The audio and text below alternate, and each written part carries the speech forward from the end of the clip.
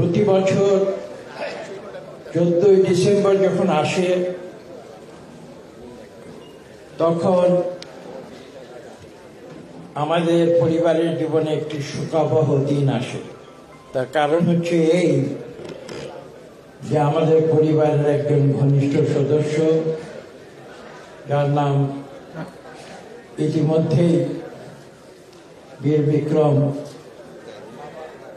Major হাফিজ এখানে উচ্চারণ করেছেন, শহীদ গিয়াসউদ্দিন আহমদ, তিনি 1971-এর 14ই ডিসেম্বর ঘাতকের হাতে ঢাকা বিশ্ববিদ্যালয়ে প্রাণ দিয়েছিলেন। এবং সেই শোকাবহ স্মৃতি আমরা বয়ে বেড়াচ্ছি 53 বছর ধরে। এখানে বলা সঠিক হবে কিনা জানি না, আমার মায়ের অত্যন্ত ঘনিষ্ঠ ভ্রাতা,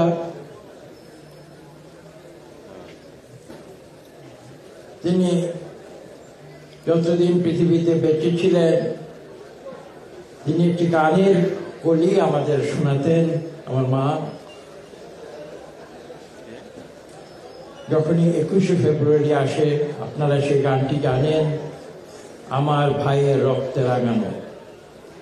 আমার মা সেই গানটি উচ্চারণ করতেন প্রতি বছর 14ই ডিসেম্বর। কাজে আজকে আমি আপনাদের সামনে কি বক্তব্য দেব সেটা জানি না। আপনাদের উদ্দেশ্যে শুধু এটুকু বলবো যে পাক হানাদার বাহিনী এবং তাদের দোসর আল বদরেরা যেদিন তারা উপলব্ধি করেছিল যে বাংলাদেশ স্বাধীন হবে, বাংলাদেশের বীর মুক্তিযোদ্ধাদের আর প্রতিহত করা যাবে না, সেদিন তারা একটি ঘৃণ্য সিদ্ধান্ত নিয়েছে। সেই সিদ্ধান্তটি কি? তারা উপলব্ধি করেছিল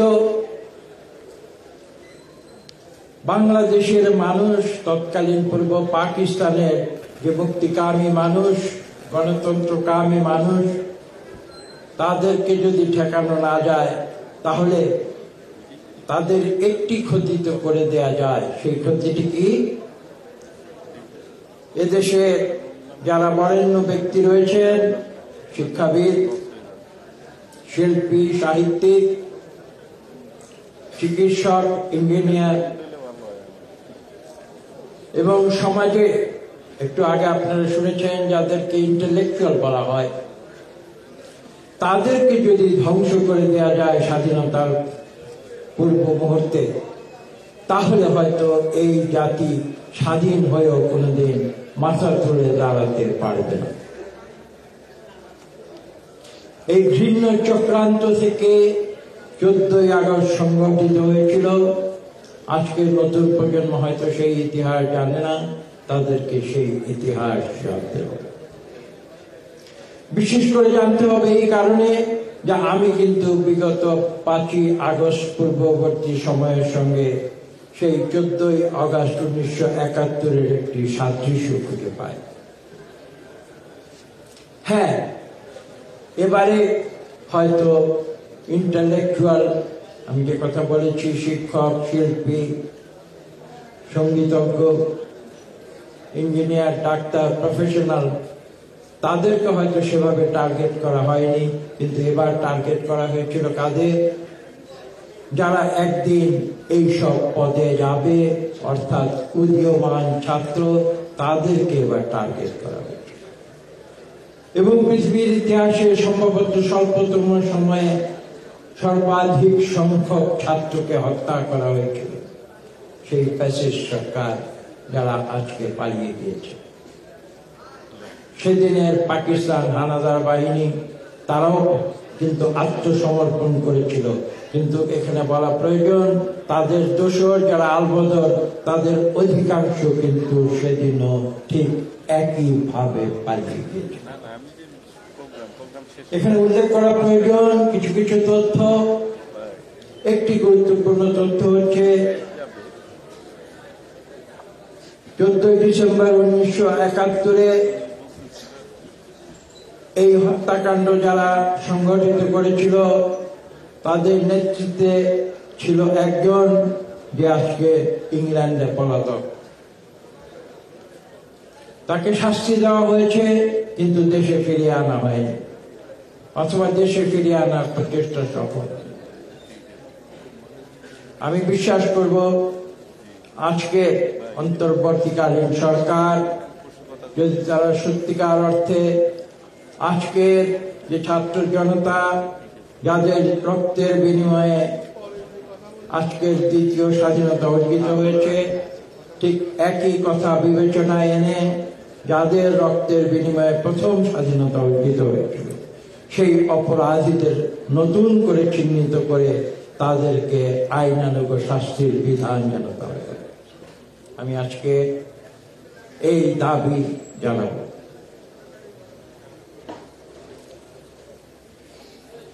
তারা বুঝেছিল যে বাংলাদেশ স্বাধীন হয়ে যাবে।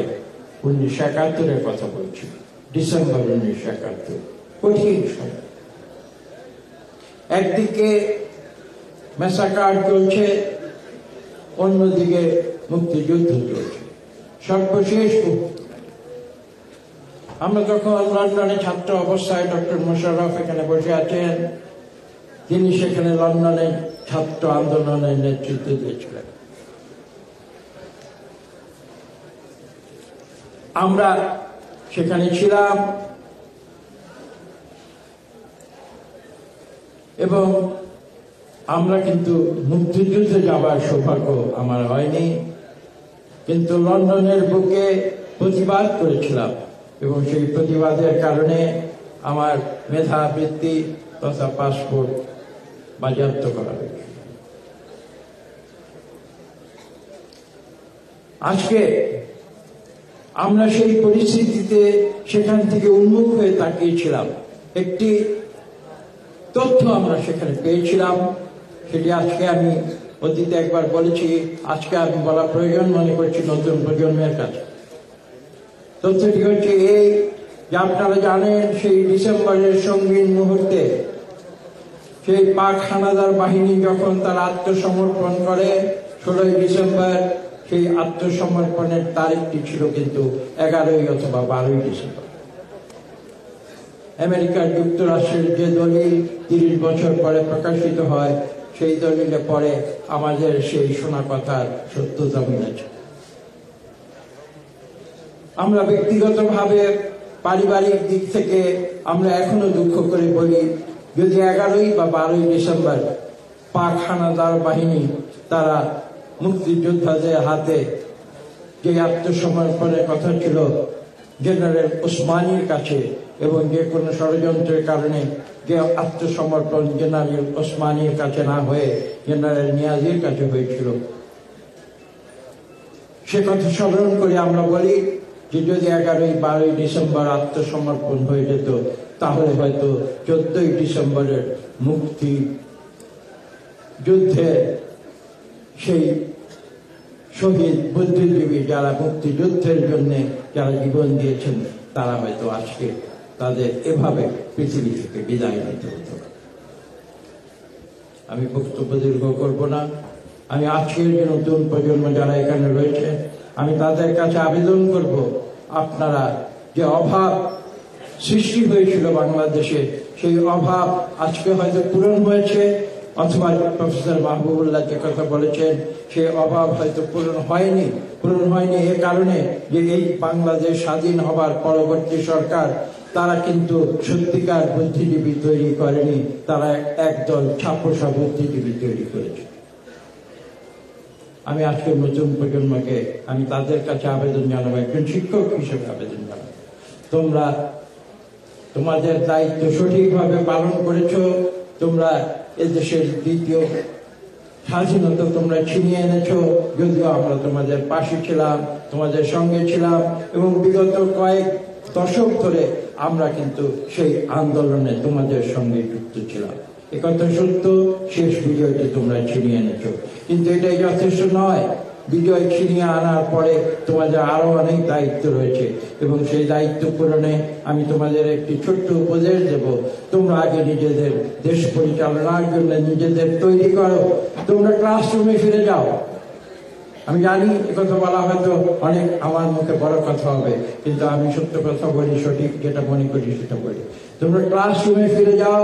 ভবিষ্যৎ বাংলাদেশ গড়ে তোলার জন্য তোমরা আগে নিজেদের তৈরি করো। তৈরি করে তোমরা বৃহত্তর জীবনে ফিরে আসো। অবশ্যই তোমরাই এই দেশ পরিচালনা করবে, কিন্তু তার জন্য সঠিক সময় বেছে নাও। আমি বিশ্বাস করি তাহলে 14ই ডিসেম্বর 71-এ যারা বাংলাদেশের জন্য, স্বাধীনতার জন্য জীবন দিয়েছিলেন, তারা তোমাদের মধ্যে তাদের সত্যিকার প্রতিনিধি খুঁজে পাবে। তোমাদের সবাইকে ধন্যবাদ।